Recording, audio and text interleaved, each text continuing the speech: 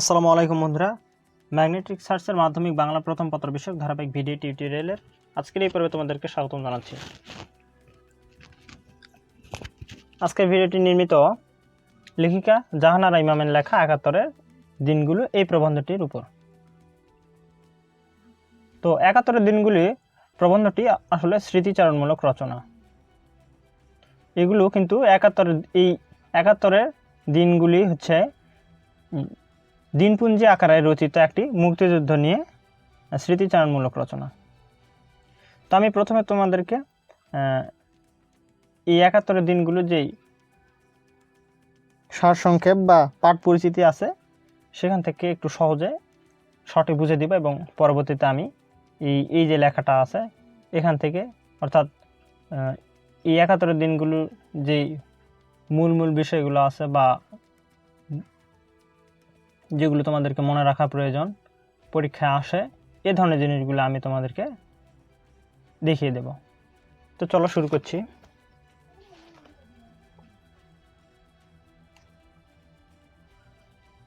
জাহানারা ইমাম রচিত ৭১-এর দিনগুলো শীর্ষক দিনপুঞ্জির আকারে রচিত মুক্তিযুদ্ধ নিয়ে স্মৃতিচারণমূলক গ্রন্থ থেকে পাঠ্যভুক্ত অংশটুকু গ্রহীত হয়েছে।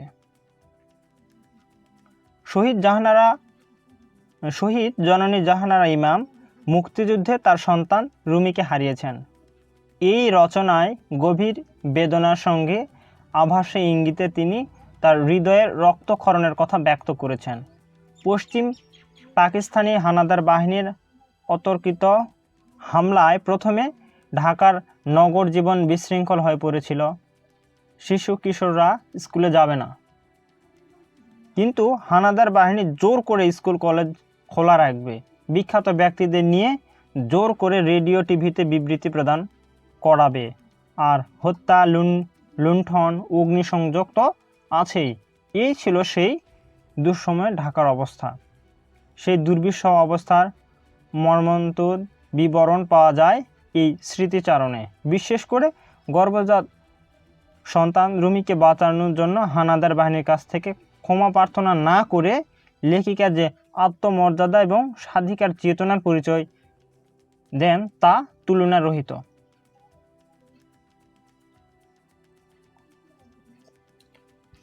তো ৭১-এর দিনগুলো স্মৃতিচারণমূলক রচনা। লেখিকা জাহানারা ইমামের জন্ম ৩রা মে ১৯২৯ খ্রিস্টাব্দ এবং মৃত্যু ২৬ জুন ১৯৯৪ খ্রিস্টাব্দ।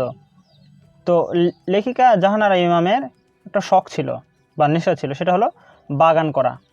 ৭১-এর দিনগুলি দিনপুঞ্জি আকারে রচিত মুক্তিযুদ্ধ নিয়ে স্মৃতিচারণমূলক রচনা। উক্ত রচনায় ১৯৭১ সালের ৮টি দিনের বর্ণনা রয়েছে, অর্থাৎ এই ৮টি দিনলিপির যে সংক্ষিপ্ত যে লেখাগুলো, লেখকের নিজস্ব লেখাগুলো, সেগুলো থেকে কিন্তু এই ৭১-এর দিনগুলি বা এই রচনাটা সংকলন করা হয়েছে। তো এখানে ৮টি দিন বা ৮টি দিবস বা ৮টি তারিখগুলো হলো ১৩ এপ্রিল মঙ্গলবার। এটা একটু সংক্ষেপে আমি লিখেছি, দেখো এটা বুঝিয়ে দিই তাহলে তোমরা বুঝতে পারবে। প্রথম যে সংখ্যাগুলো সেটা হলো তারিখ, এবং পরবর্তী অক্ষরটা এটা হলো মাস, এবং তার পরবর্তী যেই অক্ষরটা সেটা বার হিসেবে ধরেছি আমি। তো দেখো যে ১৩ AM মানে হচ্ছে ১৩ এপ্রিল মঙ্গলবার। ১০ মেশো মানে হচ্ছে ১০ই মে সোমবার। এরপর ১২ মে বু মানে হচ্ছে ১২ই মে বুধবার। এরপর ১৭ মেশো মানে ১৭ই মে সোমবার। এরপর ২৫ মে মানে হচ্ছে মে মাসের ২৫ তারিখ মঙ্গলবার। এরপর ৫ শির মানে হচ্ছে সেপ্টেম্বর মাসের ৫ তারিখ রবিবার। এরপর ১১ অশো মানে হচ্ছে অক্টোবরের ১১ তারিখ সোমবার। এরপর ১৬ ডিব্রি মানে হচ্ছে ডিসেম্বরের ১৬ তারিখ রোজ বৃহস্পতিবার ছিল। এভাবে তো তোমরা হয়তো মনে করতেছো যে এটা কীরকম, তো তারপরও তোমরা যারা মনে রাখতে পারবে সহজে তারা ওইভাবে মনে রাখো। কিন্তু যারা মনে করো যে ভাইয়া এতগুলো নাম বা এতগুলো তারিখ মনে রাখা আমার ক্ষেত্রে একটু কষ্টসাধ্য, তো আমি কিন্তু এই সহজ করার জন্যই ব্যাপারটা আমি করেছি।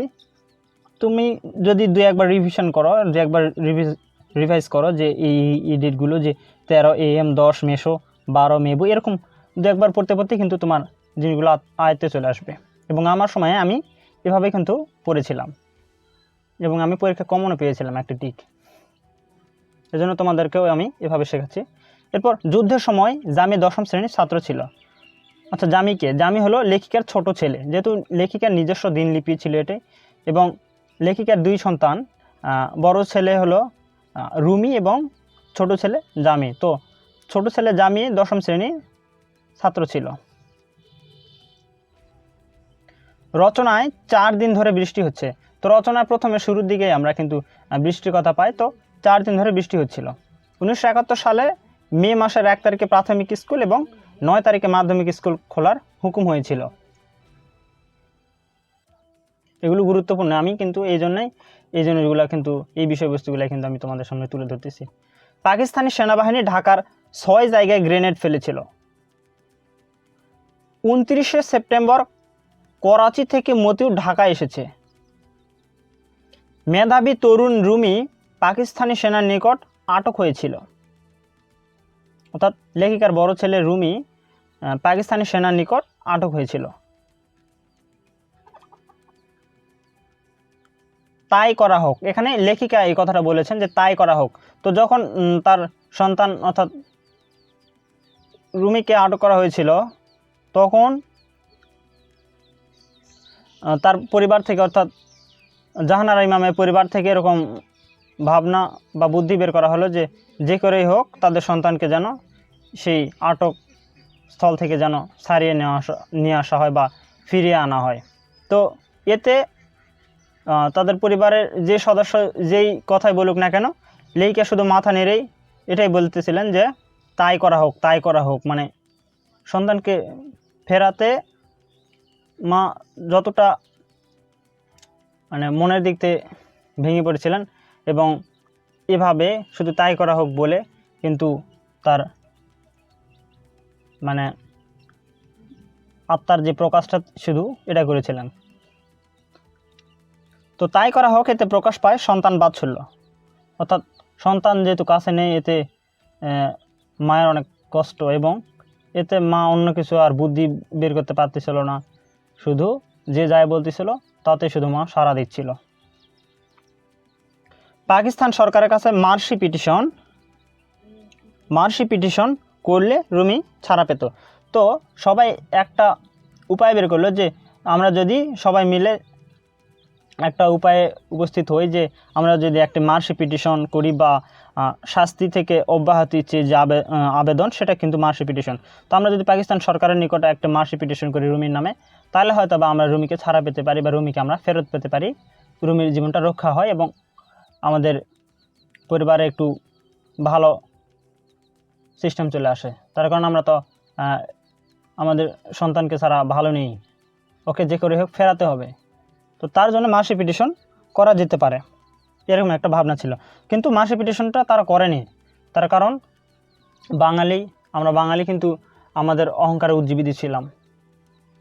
তো লেখিকা জাহানারা ইমাম কিন্তু আসলে তাই করা হোক এরকম আত্মপ্রকাশ করলে কিন্তু অ্যাকচুয়ালি পরিশেষে দেখা যায় যে কোনো প্রকার কিন্তু মাথা নত করেনি। তার কারণ মাথা নত করলে রুমি নিজে কষ্ট পেত। ওকে, তো স্বাধীন বাংলা বেতার কেন্দ্রে সালে আহমেদ নামে হাসান ইমাম খবর পড়তেন। এটা একটু বুঝিয়ে দিই, দেখো হয়তো বা বুঝবে না তোমরা।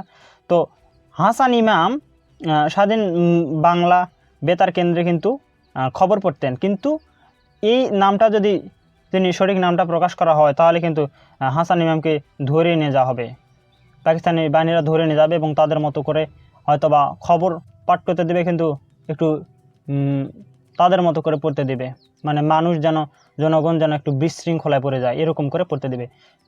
কিন্তু হাসান ইমাম কি করেছিল যে নিজের নামটা উজ্জ্বল রাখে বা ছদ্মনাম সালে আহমেদ রেখে বেতার কেন্দ্র থেকে সঠিক সংবাদটা বা খবরটা পড়তেন। জেনারেল নিয়াজি 90,000 পাকিস্তানি সৈন্য নিয়ে ডিসেম্বরের 16 তারিখে বিকাল 3টায় আত্মসমর্পণ করেন। তো বাংলাদেশ বিজয় অর্জন করেছিল, যে 16 ডিসেম্বর বিকাল 3টায় যখন জেনারেল নিয়াজি 90,000 পাকিস্তানি সৈন্য নিয়ে আত্মসমর্পণ করে তখন। তো এই রচনায় 71 দিনগুলোর রচনার দুইটা শব্দার্থ বেশি গুরুত্বপূর্ণ, সেটা হলো কূটকৌশল অর্থাৎ চতুরতা বা দুর্বুদ্ধি, এবং মার্সি পিটিশন মানে হচ্ছে শাস্তি থেকে অব্যাহতি চেয়ে আবেদন। অর্থাৎ এই রুমি একটা উপায় যে সাজা পেত না, সাজা থেকে মুক্তি পেত বা বাড়িতে ফিরে আসা একটা উপায় পেত, সেটা কিন্তু মার্সি পিটিশন করা যেত, কিন্তু করা হয়নি। তো এই ক্ষেত্রে মার্সি পিটিশন শব্দটা কিন্তু আমাদের পড়ায় চলে আসে এবং এটা খুব গুরুত্বপূর্ণ। তো আমি যে বিষয়বস্তুগুলো তোমাদের সামনে তুলে ধরলাম, তোমরা একটু সময় করে ভিডিও শেষে এগুলো নোট করে নিও। এই রচনা থেকে আমি যে বিষয়বস্তুগুলো বোঝালাম এইগুলোই কিন্তু তোমার জন্য গুরুত্বপূর্ণ। তুমি একটা টিকে সলিউশন করতে যাও বা একটা জ্ঞানমূলকের সলিউশন করতে যাও, আবার মোটামুটি দেখো যে এই অনুধাবন প্রয়োগচতর দক্ষতার কোশ্চেনগুলো অ্যান্সার করতে গেলেও কিন্তু এই জিনিসগুলো তোমার জানতে হবে। সো নোট করে রেখো। তো আজ এই পর্যন্ত, ধন্যবাদ সবাইকে। আসসালামু আলাইকুম।